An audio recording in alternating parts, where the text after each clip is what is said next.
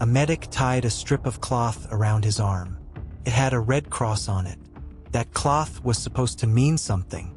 Under the Geneva Convention, it meant protection. It meant the Nazis would not shoot him. It meant he could walk between lines without fear. Thousands of Allied medics wore that same cloth across Europe. Most believed the rules still mattered. They had to believe the rules still mattered. But in the summer of 1944, that assumption began to shatter. Reports started coming in. Deliberate shots. Medics targeted. Red crosses ignored. What was happening on the front lines was a systematic violation of everything the Geneva Convention protected. And when the documentation reached General George Patton, he would make a decision that would challenge the entire American command structure about how war should be fought. The rule was simple. An American medic in German territory, protected. A German medic in American territory, protected. The uniform didn't matter. The country didn't matter. The side you fought for didn't matter. What mattered was the cloth. In 1929, the Geneva Convention made it clear. Medical personnel were non-combatants. They carried no weapons. They treated wounded from both sides equally. And in exchange for that impartiality, they received protection under international law. The Red Cross was the symbol of that protection. It meant, do not shoot. It meant, this person is outside the rules of combat. It meant, even in war, there are rules. Thousands of Allied medics wore that same armband. Corpsmen, surgeons, litter bearers, nurses. Each one tied that cloth around their arm believing one thing, that the enemy would honor the Geneva Convention. That belief had held for centuries. From the American Civil War to the First World War, the Red Cross had been respected. Not perfectly, not always, but reliably enough that medics could work in the spaces between lines. They could treat the enemy's wounded. They could move through danger knowing the rules still mattered. Most soldiers believed the rules mattered because they had to believe it. Because if the Red Cross meant nothing, then every medic was just a target in a different colored uniform. But by 1944, something was changing. The incidents started small. A medic shot while treating a German prisoner. Another medic hit by sniper fire in an aid station. Nothing that seemed coordinated. Nothing that seemed deliberate. Just isolated incidents. Command dismissed most reports. War was chaos. Mistakes happened. Soldiers on the front didn't always follow rules perfectly. That's what officers told their men. But the pattern was becoming impossible to ignore. In July, a forward aid station was specifically targeted. Not accidentally, deliberately. The German soldiers who attacked it could see the Red Cross clearly. They knew what it meant, and they attacked anyway. In August, another incident. This time, the soldiers documented everything. Date, time, witness names, the deliberate nature of the fire. When investigations started, they revealed something darker than random violence. The shots came from officers. The targeting was precise. The disregard for the Red Cross was calculated. This was not individual soldiers breaking rules in the chaos of combat. This was someone's policy. By fall, the incidents were no longer isolated. They were becoming systematic. General George S. Patton was not known as a patient man. He was known for speed, aggression, armor racing across France, getting to objectives faster than anyone thought possible. He was known for commanding with an iron hand and a quick temper. But what many soldiers didn't understand was that Patton's command authority rested on something else entirely: military law. Patton understood that the difference between an army and a mob is discipline. The difference between a military force and criminals is adherence to rules. Years earlier, Patton had faced his own reckoning with military conduct. He'd made mistakes. He'd answered for them. He understood that command meant responsibility. When the reports of Red Cross violations started reaching his headquarters, Patton understood immediately what was at stake. This wasn't just about medics. This was about whether the Geneva Convention still meant anything. whether rules could be broken by officers without consequence, whether military law applied equally to everyone or only to enlisted men.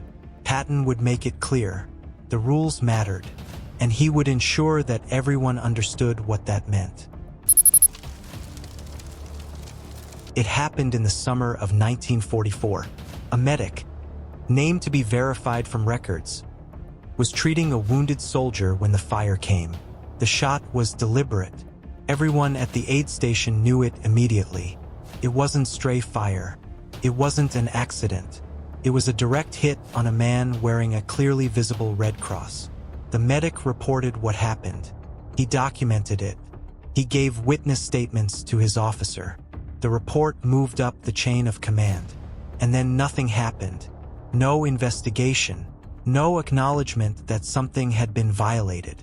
The officer who filed the report was told it was an isolated incident. War was unpredictable. Soldiers made mistakes. Sometimes they didn't follow the rules perfectly. This is what officers told their men when they wanted them to accept the unacceptable. Most soldiers let it go. But the medic didn't forget, because he understood what had just happened. He'd been following the rules. He'd been marked as a non-combatant. He'd done everything the Geneva Convention required, and it hadn't protected him. The cloth hadn't worked. Open loop planted. It didn't end there. Within weeks, the reports started coming in from multiple locations. A medic shot in location. A corpsman hit in location. Nurses targeted at a field hospital in location. The incidents had similar characteristics. The shots came from close range. The targets were clearly marked with red crosses. The fire was deliberate. Officers at command began comparing notes. This wasn't one incident anymore. This was at least 5, then 7, then more. And they were happening across multiple units in different sectors with no apparent coordination between locations. Except they all had the same pattern. Medics, red crosses, deliberate targeting. By late July, the pattern was undeniable. A medical officer wrote in his report, "The incidents suggest a deliberate policy targeting medical personnel in violation of the Geneva Convention." Those words mattered. Deliberate policy meant it wasn't chaos. It meant someone had made a decision. What investigators discovered next revealed something worse than isolated violence. They found evidence of orders. In August 1944, something happened that made the situation impossible for command to ignore. A forward aid station was attacked. Not infiltrated. Not caught in crossfire. Specifically targeted in a coordinated assault. The details came back in the reports. Soldiers had approached the position undercover, identified the medical facility by its markings, and attacked directly. Medics were killed. Equipment destroyed. The facility was rendered non-operational. The German soldiers who conducted the assault could later describe exactly what they saw. They saw the Red Cross. They knew what it meant. They attacked anyway. When witness statements were compiled, they revealed something even more troubling. The soldiers who led the attack weren't random Wehrmacht. They were organized. They knew the layout of the aid station. They knew what time the shift changes occurred. They knew where the medics would be. This suggested intelligence. This suggested planning. This suggested orders from above. For the first time, the incidents weren't just violations of the Geneva Convention anymore. They were evidence of a deliberate war crime. And when those reports finally reached the headquarters of the Third Army, the man who read them understood immediately that something had to be done. Patton had the documentation he needed. Now he had to decide what came next. And his decision would echo through the entire American military command structure. First, the medic reported to his sergeant. The sergeant documented it and reported to his officer. The officer compiled the incident with others and sent it up. It reached the battalion commander. The battalion commander saw the pattern and elevated it further. It reached division. Division understood the scope and sent it higher. And it kept moving up the chain of command because each layer understood that this wasn't a routine incident anymore. This was evidence of systematic violation of international law. The documentation grew thicker as it climbed.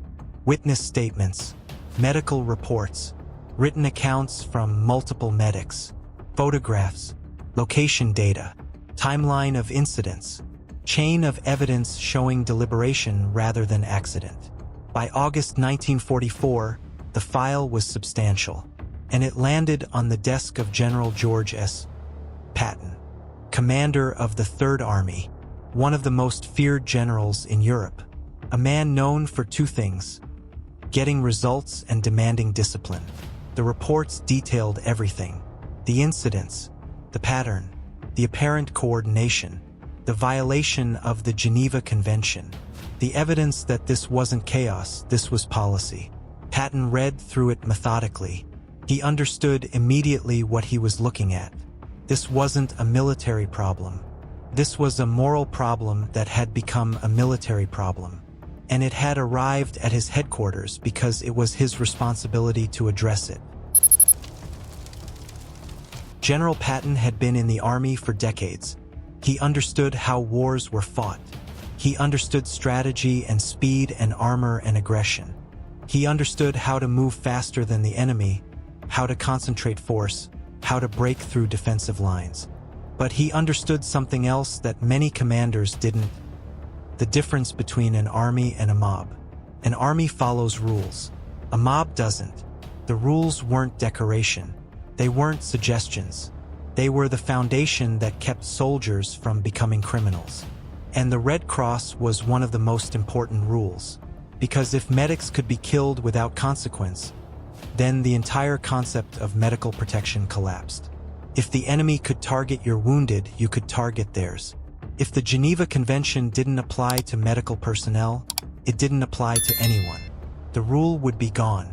Patton had learned this lesson through experience.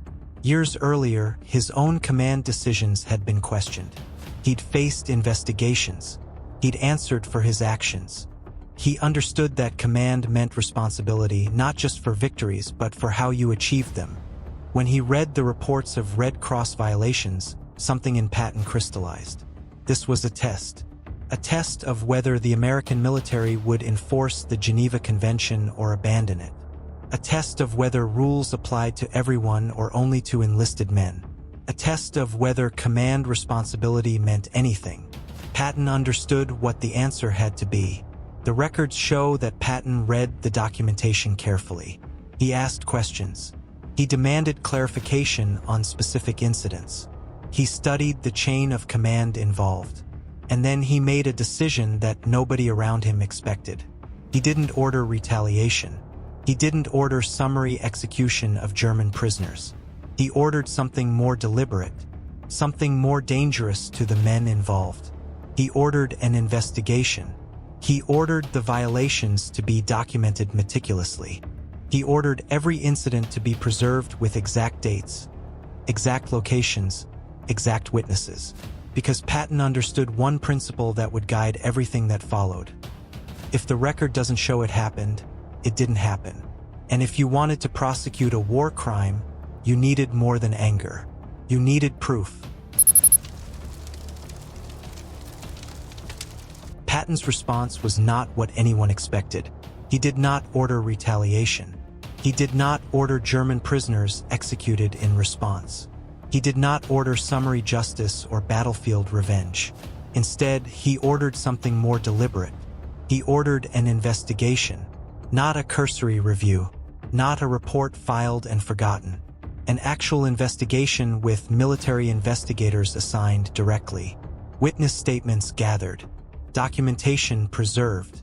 Every incident cataloged with precision. Patton understood something fundamental about justice. Anger was temporary. Records were permanent.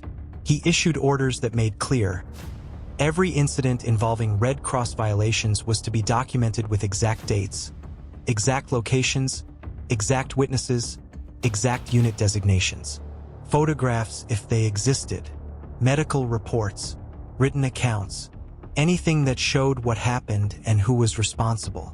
because Patton knew that if you wanted to prosecute someone for a war crime, you needed more than accusation. You needed proof.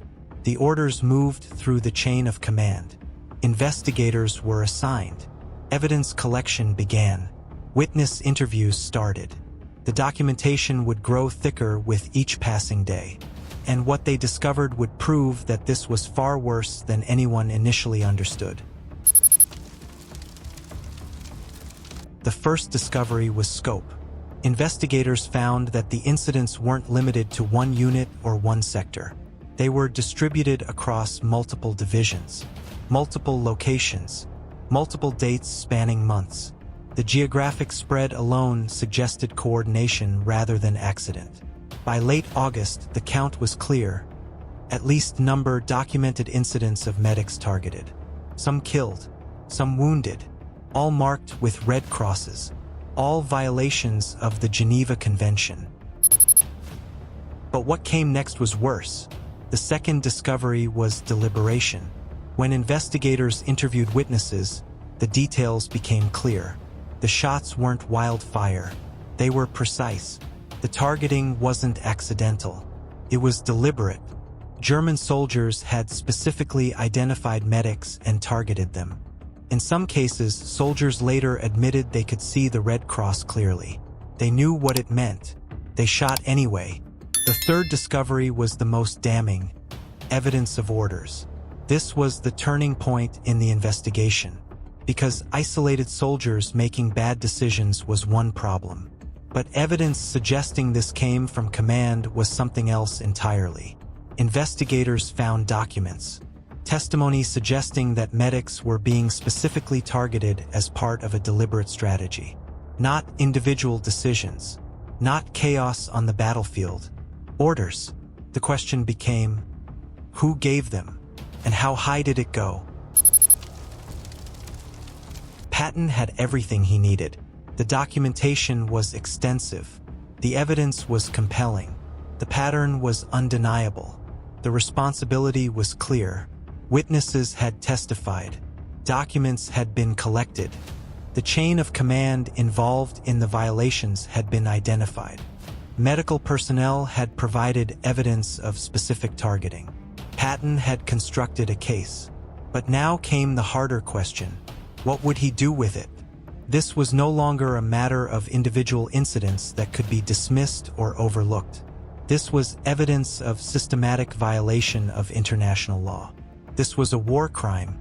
Prosecuting it meant challenging officers. It meant taking the violations outside normal court-martial procedures. It meant forcing the military system to confront the reality that rules applied even during war. It meant making a choice that would define not just his command, but potentially how America itself would handle war crimes. Patton stood with the investigation files in front of him. He understood what had to happen next. He understood what it would cost. And he was about to make a decision that would shock the entire Third Army. Patton's response was extraordinary. He bypassed the normal channels. Instead of routing the case through standard court-martial procedures, which could take months and might be quietly dismissed, he took the documentation directly to higher authority. He presented the evidence for what it was.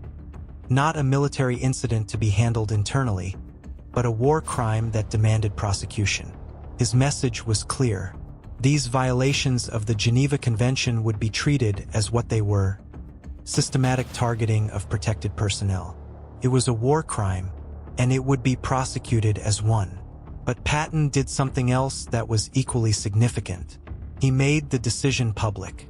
Not hidden, not quiet, not something to be handled in closed rooms. The Third Army would know that targeting medics had consequences. The men would know that the Red Cross meant something. The officers would know that command responsibility applied to them. Patton understood that this case was about more than punishment. It was about sending a message to every soldier under his command. The rules still matter. Even in war. Even when the enemy breaks them. Even when nobody is watching. The documentation was forwarded up the chain of command with Patton's explicit demand for prosecution. The case became impossible to ignore or dismiss. The evidence was too substantial. The pattern was too clear. The responsibility was too direct. And the military system had to respond. But what happened next revealed something uncomfortable about how the military handled justice. The case faced resistance, not from one place but from multiple directions. Some officers questioned whether the violations were deliberate enough to constitute war crimes. Others suggested they were isolated incidents exaggerated in reporting. Some argued that prosecuting German officers might set a precedent that could lead to prosecution of American actions. There was also a practical problem. Several of the officers implicated in the violations held significant positions. Prosecuting them would create disruption in the command structure. Some superior officers protected their subordinates. Some tried to minimize the violation's severity. But Patton would not back down. The general made clear that the documentation would be preserved. The witnesses would be protected. The case would proceed regardless of resistance. He understood that truly enforcing the Geneva Convention meant being willing to prosecute even when it was inconvenient. This was where Patton's authority became essential, because a lower-ranking officer might have been pressured into dropping the case, might have been told to let it go quietly, might have faced career consequences for pushing too hard. But Patton was the Third Army commander. He had the authority to insist, and he did. The investigation and prosecution proceeded. The results were mixed, as justice often is. Some officers faced court-martial. The historical record shows that specific outcomes to be verified. Were they executed? Imprisoned? Acquitted? The process was lengthy. The outcomes were complicated. The resolution was not as clean as simple revenge would have been. But that was the point. This wasn't revenge. This was justice. Messy, procedural, uncertain in outcome, but bound by rules and evidence and due process. The cases established a precedent. Targeting medical personnel was not an acceptable military tactic. It was a war crime. It had consequences. Command responsibility applied. When all the investigations and prosecutions were concluded, the message was clear, though more muted than simple retaliation would have been. The Red Cross still meant something, not because Patton killed soldiers in anger, but because he insisted that the law still mattered, even in war, even when it was hard, even when it meant confronting your own system. That required a different kind of courage. Patton's investigation established a precedent that would echo through military law for decades. It was simple but radical. The Red Cross was not just a symbol. It was a rule with legal consequences. Violating it was not just a wartime incident to be forgotten or minimized. It was a war crime. It meant facing prosecution. It meant command officers answering for the actions of their soldiers. It meant that protection of medical personnel was not optional, it was mandatory. Before Patton's investigation, the Geneva Convention was treated by many military officers as a suggestion. Something noble in principle but flexible in practice. After the investigation, it became clear that there was a price for breaking it. Not an execution ordered in anger, but systematic legal consequences that followed you through prosecution and trial. This mattered more than most people realized, because the prosecution of Red Cross violations became part of the foundation for how war crimes would be prosecuted after the war ended. When the Nuremberg trials began, when the International Court of Justice was established, when modern war crimes law was codified, the principle Patton had insisted on was already embedded in how the military had handled this case. Medical personnel were protected. No, we didn't know defense. No, but the enemy did it first, justification. The message was clear to every commander who heard about Patton's investigation. If you order or permit targeting of medical personnel, you will be prosecuted. Not someday in the abstract future, but now, during the war, with documentation, with consequences. But Patton's decision raised a harder question that the war did not answer. If we enforce the rules against them, What rules are we willing to enforce against ourselves? This was the uncomfortable truth that Patton understood, but couldn't fully resolve, because prosecuting German officers for Red Cross violations was correct. It was necessary. It was legally justified. But it also meant asking, what about American violations? What about actions taken by Allied forces that might not have followed the Geneva Convention? Were those investigated with the same rigor? Were they prosecuted? Or were they overlooked because the victors don't typically investigate themselves as thoroughly as they investigate the defeated? This question haunted military justice for the rest of the 20th century. In Korea, in Vietnam, in Iraq, in Afghanistan, the principle Patton had established that violating medical protection was a war crime remained, but the application of that principle was uneven, sometimes rigorous, sometimes overlooked, sometimes applied only to the losing side. Patton could not have answered this question fully because he lived in a time when military justice was still forming itself. But he had established the principle. The rule existed. The law was on the books. Whether it would be applied fairly and consistently to everyone, that remained an open question, and remains one today. The immediate impact was clear. After Patton's investigation, targeting medical personnel dropped significantly. German units understood the consequence. American medics understood the principle. The Red Cross began to work again as protection. Not perfectly, but substantially. The longer impact was more subtle but more significant. Patton had shown that a commander could enforce the Geneva Convention even during active combat. Even when it was inconvenient. Even when it created resistance within your own command structure. Even when it meant challenging superiors or disrupting operations. Command responsibility meant something. And if you violated it, if you targeted the protected, you would answer for it. That principle survived the war. It became part of how military law evolved. It became part of how the world attempted to create rules for how wars should be fought. Were those rules always followed? No.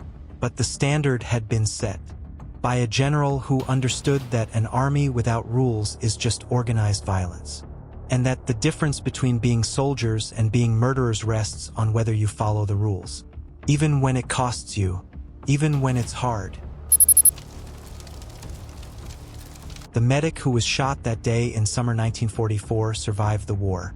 His name was named to be verified from records. He never forgot the moment the bullet came.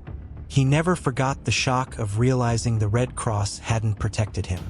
He never forgot the violation of something he had believed in completely. But he also remembered something else. In the months after the incident, he learned that his violation wasn't being dismissed or forgotten. Someone, a general he had never met, had ordered an investigation. His testimony had been taken seriously. His wound had been documented. His experience had become part of a case. A war crimes case. He was not famous. He was not decorated for it. He did not receive special recognition. He was simply a medic who had been shot while doing his job. But his name was in a file. His story was in an investigation. His violation mattered to someone in power. That mattered to him. In the years after the war ended, Medic's name carried the memory of that investigation with him. He knew that Patton had not erased what happened. He knew that someone had insisted the violation was worth prosecuting. He knew that the Red Cross, which had failed to protect him in that moment, had been defended by someone who understood its importance. It didn't change what happened that day. It didn't erase the pain of the wound or the betrayal of the violation. But it meant something. It meant you were not forgotten. It meant what happened to you mattered. It meant someone insisted that rules still apply even when they're broken. There are soldiers today, medics, corpsmen, nurses, who wear the Red Cross or the Red Crescent or the Red Star believing that it will protect them. That belief is fragile. It survives only because people like Patton insisted that violations have consequences. It survives because when the rules are broken, someone documented it. Someone investigated. Someone said, "This matters." That investigation by Patton did not prevent all future violations. It did not create a perfect system of military justice. It did not ensure that rules would always be followed or always be enforced equally. But it established something crucial.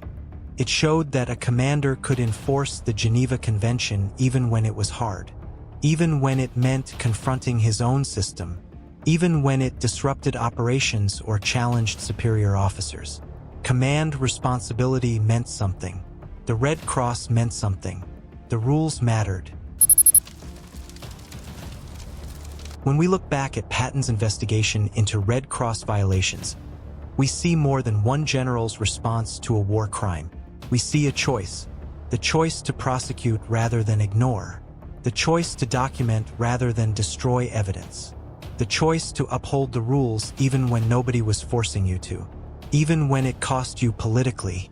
Even when your own system resisted. That choice echoes forward to today. Every medic who trusts the Red Cross trusts it because someone once insisted that violating it had consequences. Every investigation into targeting of medical personnel is built on the precedent Patton established. Every law protecting medical personnel in war is rooted in the principle he enforced. The medic who was shot that day in 1944 is likely gone now. But his violation was not forgotten. And that the simple act of refusing to forget, refusing to ignore, refusing to let the rules disappear is what made the difference. Not vengeance, not revenge, just the stubborn insistence that rules matter, and that someone was willing to pay the price to enforce them.